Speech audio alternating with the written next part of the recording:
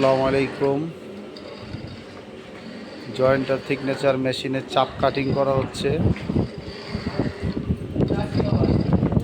দেখেন আপনারা কিভাবে চাপ কাটিং করা হয়। এখন খুব শেষ হয়ে গেছে। এখন মেশিনের